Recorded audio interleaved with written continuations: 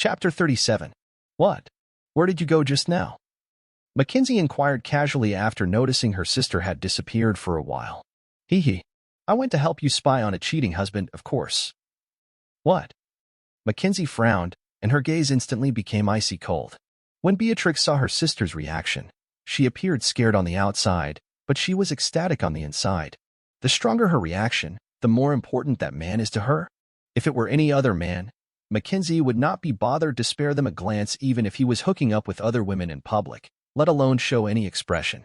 What exactly is that man capable of? I can't believe he can make my sister care about him. However, to Beatrix's disappointment, Mackenzie merely frowned for a second before walking away with an expression of indifference. On the contrary, the former pouted, thinking it was not fun, and ran after her. Mackenzie, are you just going to condone that man's behavior? Mackenzie pretended to find it funny. We agreed when we married that it was all for show. Hence, I don't care if he cheats on me, let alone picks up girls. Naturally, she hoped that Emmanuel would cheat. When that happened, she would have a legitimate reason to get a divorce, and Terence would have nothing to say about it. Is that so? Beatrix was a shrewd girl, and having lived with her sister for so many years, how could she not know her well? She won't even bother to explain herself if she truly doesn't care. Moreover, she could easily tell that Mackenzie's carefree smile was fake. For a woman with my sister's personality, pretending to smile carefreely is already very telling. She genuinely cares about that man on the inside. Hee hee. Maybe this is the power of marriage. Then I'll go to that man again, say you don't care, and let him continue what he's doing. With that said, Beatrix deliberately turned around and ran. However, she had only run a little when she found herself stuck in the same spot. It turned out that Mackenzie had grabbed her from behind. Come back. You'd better mind your own business. Otherwise, I'll get Grandpa to give him to you. Mackenzie's tactic worked as Beatrix immediately stuck out her tongue and gave in. The latter had just turned 20 and did not want to be tied down by love so soon.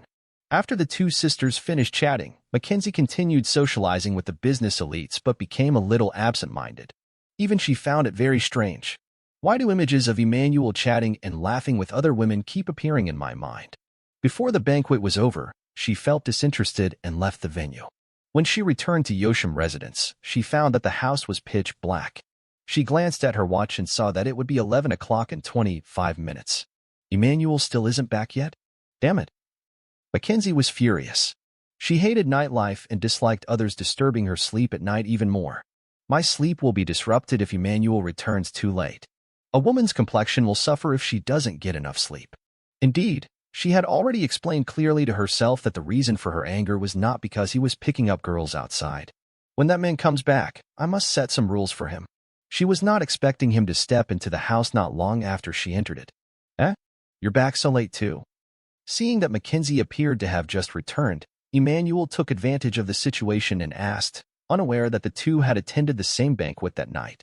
Mackenzie felt even more frustrated. She could rightfully set rules for him if he had returned after 11 o'clock, but now, she could not vent her anger.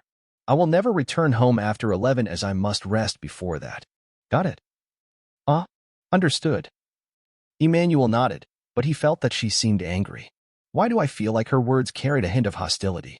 Where did you go tonight? Mackenzie pretended to inquire casually in the next moment, but her gaze was sharp. Let's see how he responds.